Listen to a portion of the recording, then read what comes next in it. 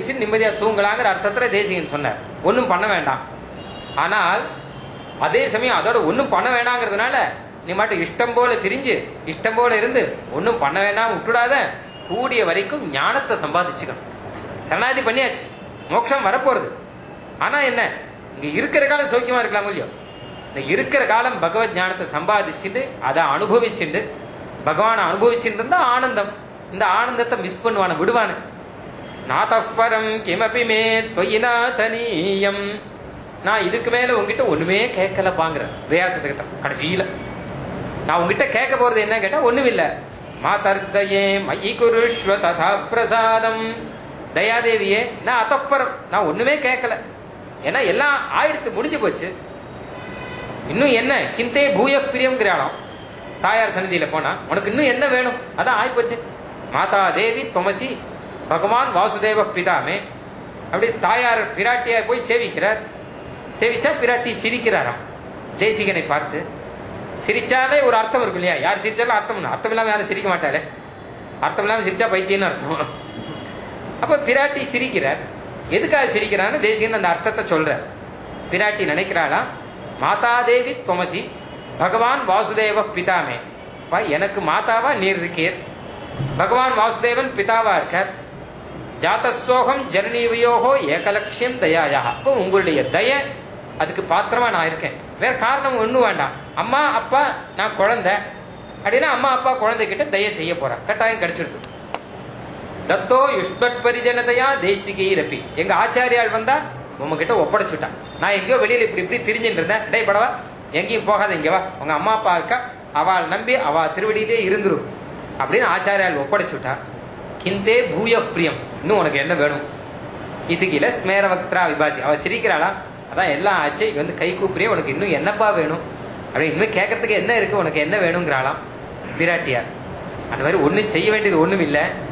ஆனாலும் இருக்கிற காலம் என்ன கேட்டா, முக்தானுபூதி மிக தாசியதி மே முகுந்தா, அந்த சீவை குண்டத்துல கிடைக்கக்கூடிய ஒரு அனுபவம் இருக்கோ இல்லையோ, அந்த அனுபவம் இங்கேயும் நமக்கு கிடைக்கும். கொஞ்சம் அனுபவத்துல கொஞ்சமாவது கிடைக்கும், அதை நம்ம விடக்கூடாது. பேரடிமையால் ஏது என்று இகழேல் நீயே, என்ன பண்ணணும்னு ஒன்னும் நீ விட்டுடாத, ஞானத்தை சம்பாதிச்சுக்கோ. அந்த அனுபவத்தை இங்கேயே பித்து வசிபாஷ்ய அனுபவம், தீப அனுபவம், சார அனுபவம், கீதா பாஷ்ய அனுபவம், திவ்ய பிரபந்த அனுபவம்.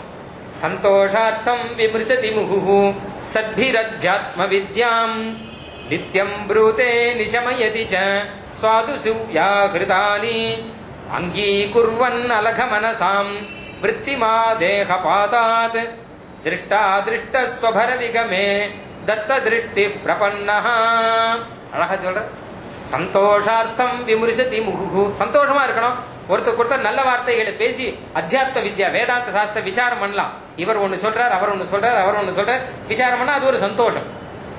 நித்தியம் புரூதே நிஷமயதி ச, ஆனந்தமா உட்காந்து திவ்ய பிரபந்தம் பாராயணம் பண்ணிட்டு இருக்கலாம், ஆனந்தமா உட்காந்து திவ்ய பிரபந்தம் கேட்டு இருக்கலாம், பாராயணம் பண்ணலாம், ஸ்தோத்திர பாடங்கள் கேட்கலாம். எத்தனை விஷயம் இருக்கு நமக்கு, இதெல்லாம் மனுஷனால் தானே முடியும். அப்போ சீவை குண்ட அனுபவம் நமக்கு இங்கேயே கிடைச்சி இருக்கும்போது இதை விட வேண்டாம். அதுக்காக தான் அந்த ஞானத்தை நமக்கு கொடுக்கணுங்கிறதுக்காக ஆச்சாரியால் மொத்த பேரும் கங்கணம் கட்டிட்டு இருக்கா. பின்னாடி வர மொத்த பேரும் அனுபவிக்கணும் அனுபவிக்கணும் அனுபவிக்கணும், அதுக்காக கங்கணம் கட்டிட்டு எத்தனையோ திவ்ய சுக்திகளை எல்லாம் அவ அருளி செய்திருக்கா. பெருமை சரணாகதி பண்ணுங்க போறோம்னு சொல்லிட்டு விட்டுடல. அதோட இல்ல, பாவிகளே இங்கே வாருங்கிறான், வந்து என்ன பண்ணுங்க பண்ணுங்கிறான், போங்கிறான். அந்த கதை இல்லை, அதோட முடியறது இல்லை. இங்க என்ன கேட்டான்னா அனுபவிக்கணும், விடாத அனுபவிக்கணும், நன்னா பகவத் அனுபவம் பண்ணணும். அதான் சீபாஷ்யம், அதுதான் கீதா பாஷ்யம். பகவத் ராமானுஜர் பாஷ்யம், தீபம், சாரம் மூணு அருளை செய்திருக்கார் பிரம்மசூத்திரத்துக்கு. தஸ்மை ராமானுஜாரியாய நமः பரமயோகினே யஸ் ஸ்ருதி ஸ்மிருதி சூத்ராணாம் அந்தர்ஜ்வரமசீஷமத். எவ்வளவு மெனக்கட்டுக்கிறது தெரியுமோ இந்த விஷயத்துல. பிரஸ்தான திரயம் அப்படின்னு சொல்றா, அந்த வேதாந்த சாஸ்திரம் நமக்கு கிடைக்க வேண்டிய இந்த வேதாந்த ஞானம், இதுக்கு அடிப்படையா 3 புஸ்தகம் இருக்கான். அதுக்கு பிரஸ்தான திரயம் பேர். ஒன்னு உபனிஷத்து அப்படின்னு பேர், ரெண்டாவது பகவத்கீதா கிருஷ்ணன் அருளி செய்தது, மூணாவது பிரம்மசூத்திரம் உபனிஷத் அதாவது வேதம், அப்புறம் பகவத்கீதா, அப்புறம் பிரம்மசூத்திரம். இந்த 3ஐயும் அடிப்படையா வச்சுதான் வேதாந்த சாஸ்திரம் மொத்தமும் வந்திருக்கு. இந்த 3த்துக்கு தான் எல்லாருமே வியாக்கியானம் பாக்கி மதத்துல கூட எழுதியிருக்கா. ஆனா என்ன ஆச்சுன்னு கேட்டா ஸ்ருதி ஸ்மிருதி இந்த வியாசர் அருளி செய்த சூத்திரம். சூத்திரம்னா என்ன கேட்டா சுருக்கமா, ரொம்ப சுருக்கமா கொடுக்கறது சூத்திரம் பேர். பெரிய பெரிய விஷயங்களே எல்லாம் ரொம்ப சுருக்கமா அருளி செய்திருவா. சின்ன சின்ன வார்த்தையா நம்ம மனப்பாடம் பண்றதுக்கு சௌரியமா இருக்கும். இந்த சின்ன மாத்திரை மாதிரி கொடுக்குற மாதிரி கொடுத்துருவா. அப்ப என்ன கேட்டா இத வியாக்கியானம் பண்ணியிருக்கா எல்லாரும். ஆனா இந்த வேதத்துக்கும் ஸ்மிருதிக்கும் சூத்திரத்துக்கும் அந்தர்ஜுவரம், உள்ளுக்குள்ள ஜுவரம் வந்துருத்தான். அந்த ஜுவரத்தை பாஷ்யக்காரர் தான் போக்கடிச்ச. இப்படி தெருவில் ஒருத்தர் நடந்து போயிட்டே இருந்தான். போயிட்டு இருந்தா இன்னொருத்தான் அவனுக்கு கூட்டு வம்புக்கு இழுத்தான். இங்க வாடா, இந்த மாதிரி வம்புக்கு எடுத்தான். அவனுக்கு கூட்டு சண்டை நடந்தது பெருசா. போட்டு கண்ணாவனா அடிச்சுட்டாங்க. உடம்பு முழுக்க வெளியில காயம். கண்ணாவனா அடிச்சுட்டான். அடிச்சாலும் இந்த மொத்த உடம்பு காயத்தோடு கூட என்ன பண்றதுன்னு தெரியாம தெருவில் இப்படி சொட்ட சொட்ட ரத்தத்தோட போயிட்டு இருக்கும்போது பக்கத்துல ஒரு டாக்டர் ஒருத்தார். அவர் வாங்க வைக்க வாங்க, நான் ட்ரீட்மெண்ட் பண்றேன்னு கூட்டுன்னு போயிட்டார். சரி, நான் அவரை நம்பி உள்ளுக்கு போனா அவர் ட்ரீட்மெண்ட் பண்றேன்னு சொல்லிட்டு, இப்படி காயம் பட்டிருக்கேன் உனக்கு, இதுக்கு ஏதாவது உடனடியாக இன்ஜெக்ஷன் தான் பண்ணி ஆகணும், இல்லாட்டா அதாவது பெயின் கில்லிங் கொடுத்தாகணும், அதுக்கப்புறம் செப்டிக் ஆகணும், அதுக்கு இன்ஜெக்ஷன் பண்ணி ஆகணும் அப்படின்னு சொல்லிட்டு என்ன நினைச்சோரத்துல இன்ஜெக்ஷன் ஒன்று என்ன பண்ணிட்டேன், 1க்கு 2 இன்ஜெக்ஷனா பண்ணி விட்டா கடைசியில் உள்ள ஜுரம் வந்துருத்து இவனுக்கு. ஏன்னா எது ஒத்துக்கும் ஒத்துக்காது அப்படி கணக்கு இருக்கும் இல்லையோ. இதெல்லாம் பார்த்து தான் பண்ணுவா டாக்டர்கள். ஆனா இந்த காலத்துல யார் டாக்டர் யார் டாக்டர் இல்லைன்னு தெரிய மாட்டேங்கிறது. அந்த மாதிரி ஒருத்தர் என்ன பண்ணிட்டாரா, இன்ஜெக்ஷன் பண்ணிட்டாருன்னா உள்ள ஜுரம் வந்துருத்து. இப்ப வெளியில இருக்கிற வியாதி போக, வெளியில இருக்கிற காயங்கள் போக, உள்ளுக்குள்ள ஜுரம் வந்துருத்து இல்லையா. இந்த டாக்டர் உனக்கு நல்லது பண்றேன்னு கூட்டு.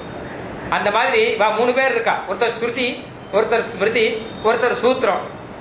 இவா 3 பேர் என்ன பண்ணா, வெளியில போட்டு உதவதான்னு உதைச்சவன் இந்த பௌத்தன் ஜெயினன் வல வேத பாக்கியன்னு பெயர். இவெல்லாம் வைதிகம் இல்ல, அவைதிகமானவா. வல வேதத்தை நிந்த பண்ணி வெடியடி கொடுத்தா இவெல்லாம். அப்ப இந்த அத்வைதிகள்லாம் வந்தா, ஐயோ இந்த வேதத்தை போய் இப்படி வெளியடி கொடுக்குறங்களே அப்படின்னு சொல்லிட்டு அவ மொத்த பேரையும் நிரசனம் பண்ணி வேதத்துக்கு நான் ட்ரீட்மெண்ட் கொடுக்குறேன் அப்படின்னு சொல்லிட்டு இவ ஆரம்பிச்சா உள்ள ஜுரம் வந்துருத்து.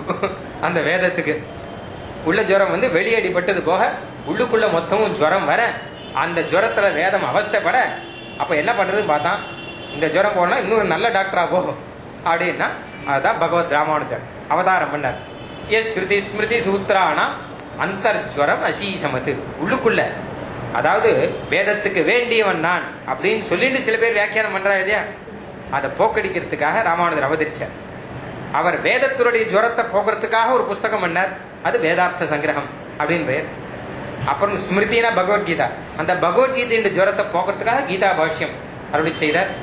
சூத்திரம் பிரம்மசூத்திரத்தினுடைய ஜுரத்தை போக்கடிக்கிறதுக்காக ஒரு ஸ்ரீபாஷ்யம் தீபம் சாரம் அப்படின்னு 3 அருளி செய்தார்.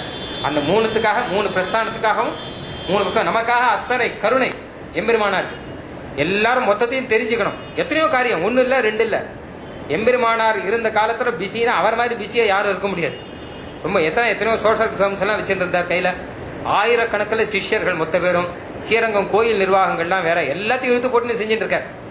நடுவுல இந்த கிரந்தங்கள் பரம கிருபையால, அதுவும் ஆளவந்தார் நியமனம் வேற, அதனால பரம கிருபையால இந்த கிரந்தங்கள் எல்லாம் அருளி செய்தாராம். அதுவும் பாருங்க, ஒரு சூத்திரம் பிரம்மசூத்திரம் வியாசர் அருளி செய்தது, அதுக்கு 3 வியாக்கியானம் பண்ணிருக்க. ஸ்ரீபாஷ்யம் 1, தீபம் 1, சாரம் 1. ஏன்னு கேட்டா ஸ்ரீபாஷ்யம் ரொம்ப பெருசு. சாஸ்திரங்கள் எல்லாம் படிச்சவாதான் ஸ்ரீபாஷ்யத்துக்கிட்ட படிக்க முடியும். அப்ப சாஸ்திரங்கள் எல்லாம் படிச்சு பண்டிதனா இருக்கிறவனுக்கு ஸ்ரீபாஷ்யம். அப்படி முடியலையா, கவலை இல்லை, அவளுக்காக தீபம், அவளுக்காக சாரம் எல்லாம் பண்ணியிருக்க. சாரங்கிறது ரொம்ப சின்னது, சாரத்தை மாத்திரம் எடுத்து சின்னதா சொல்லியிருக்க. தீபங்கிறது கொஞ்சம் பெருசு அப்படி வச்சுக்கோங்க. இது மினி, அது என்னன்னா சின்னது. அடுத்து பாஷ்யம் என்னன்னா அது பெருசு.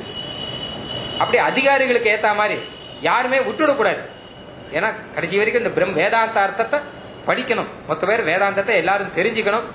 அதுக்காக அவாளுக்கு ஏத்த மாதிரி நீங்க அதை வேணா அதை படிச்சுக்கோங்க, முடியலன்னா தீபம் படிங்கோ, தீபம் முடியலன்னா சாரமாவது படிங்கோ. ரொம்ப சின்ன புஸ்தகம் சாரம்ங்கிறது, இந்த சாரமாவது நீங்க படிங்கோ அப்படின்னு எத்தனை கிருபை இருந்தால் பார்த்து பார்த்து பண்ணுவா இல்லையா. இத்தனை எல்லாம் பண்ணியாச்சு, பாஷ்யம் பண்ணியாச்சு அப்படின்னு விட்டுறது இல்லை. இது எம்பெருமானாரை பொறுத்த வரைக்கும் ஒரு ஜீவன் இருந்தா கூட விடக்கூடாது. அவனை ஏற்க அவனும் நல்ல கதிக்கு போகணும். ஒருத்தன் தானே, அவன் போனா போறான் அப்படின்னு விடுற கதை கிடையாது. அப்படிதான் திருவரங்கத்தமுதனாரை திருத்தி பணி கொண்டார் அப்படின்னு வருது இல்லையா. திருவரங்கத்தமுதனார் ஒருத்தர் ஸ்ரீரங்கம் கோயில இருந்து